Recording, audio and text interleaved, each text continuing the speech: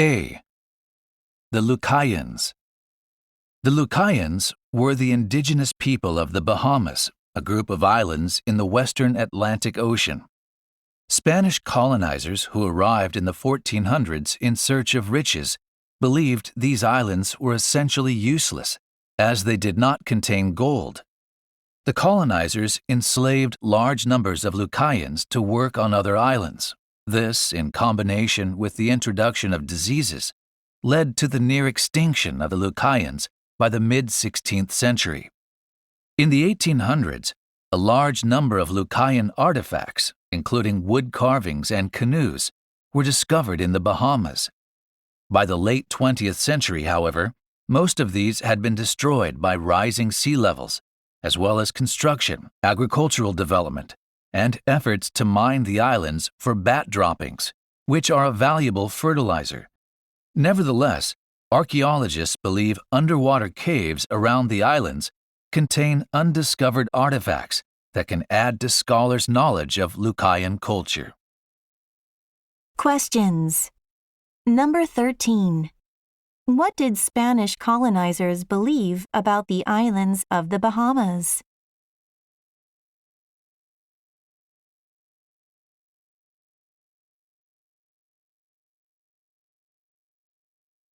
Number 14.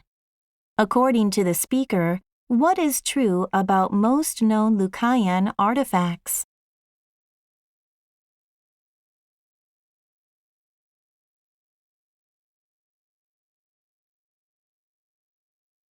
B.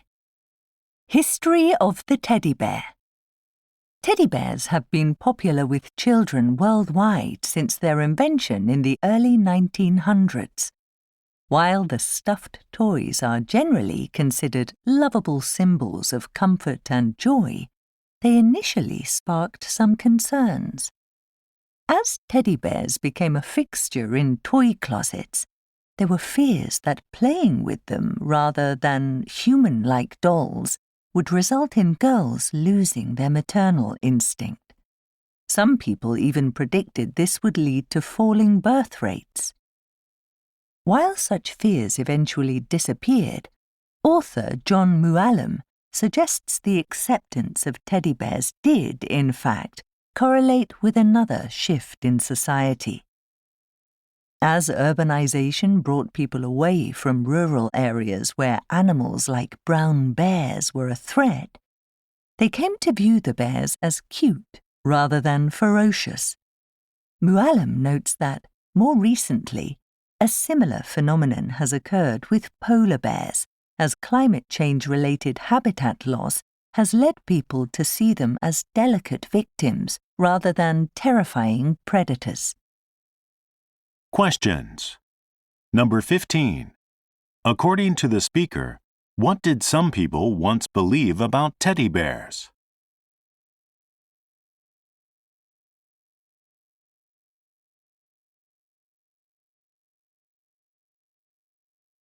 Number 16. What point does John Muallim make about polar bears?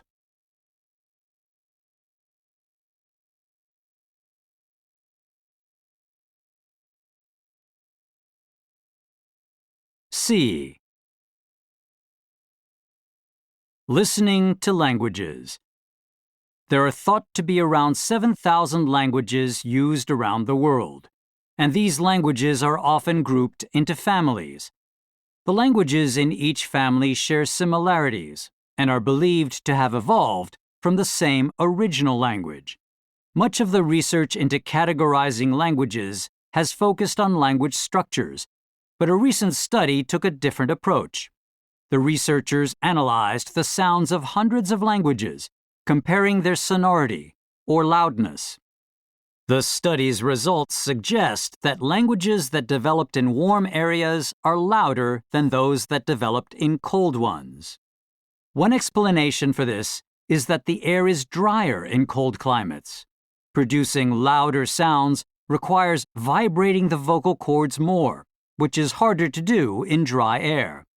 An opposing theory relates to the fact that in many tropical areas, sounds bend upward while moving through the air at low altitudes. higher sonority sounds carry through the air more easily, which explains why they may be preferable in warm areas. Questions. Number 17. What does the speaker say about the relationships between languages?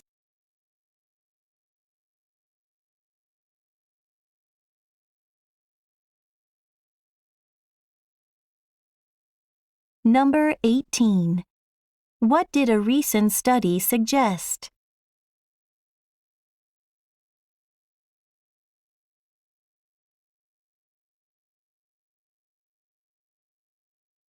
D. Race walking. Despite the fact that race walking has been an Olympic sport since the early 1900s, it attracts far fewer spectators than running events. The sport is often considered to be easy or is wrongly thought to be something that unsuccessful runners end up doing. In fact, race walking requires a technique that is very different from running. It was also once one of America's most popular sports. Race walking is believed to have originated in England during the 1800s, when wealthy people employed servants known as footmen to walk alongside their carriages.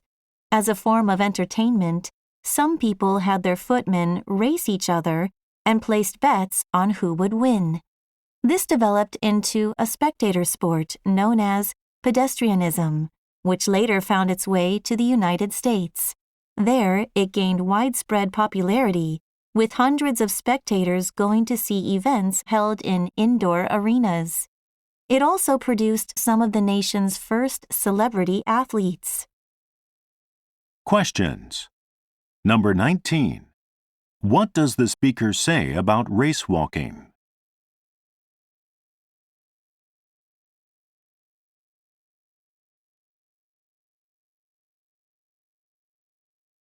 Number 20. What is one thing we learn about pedestrianism?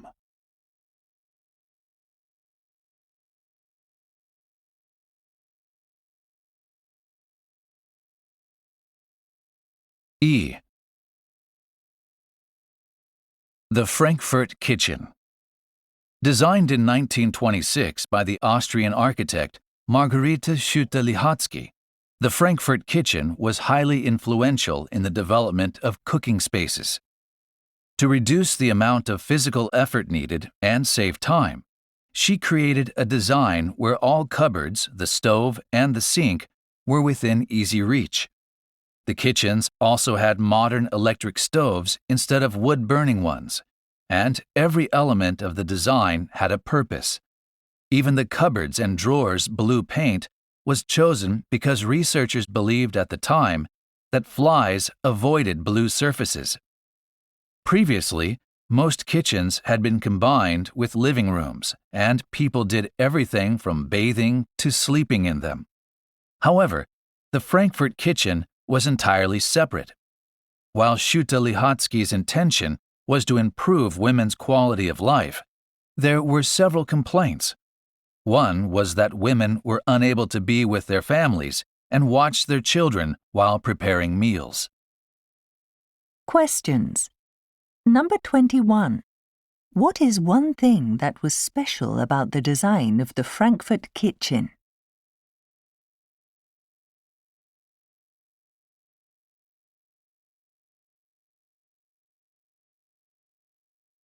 Number 22. Why did some people complain about the Frankfurt Kitchen?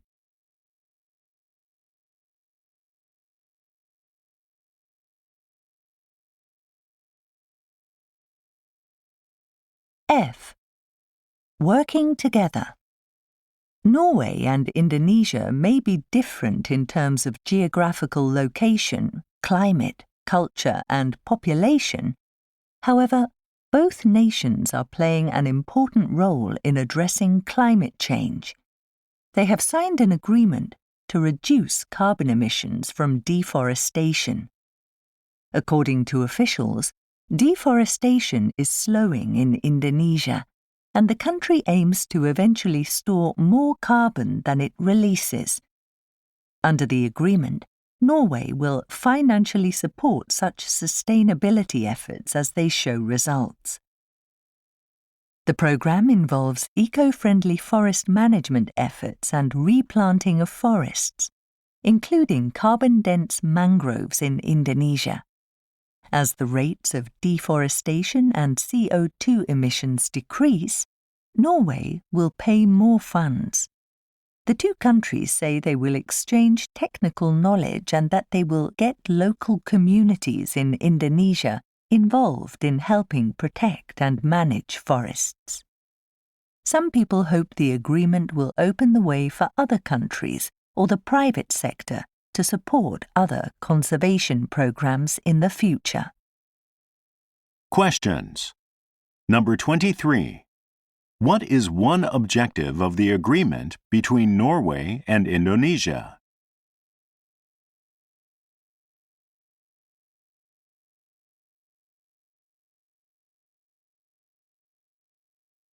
Number 24.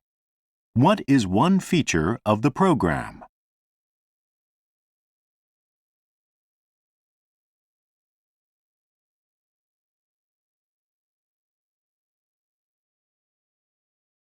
これで終了です。答え合わせをしましょう。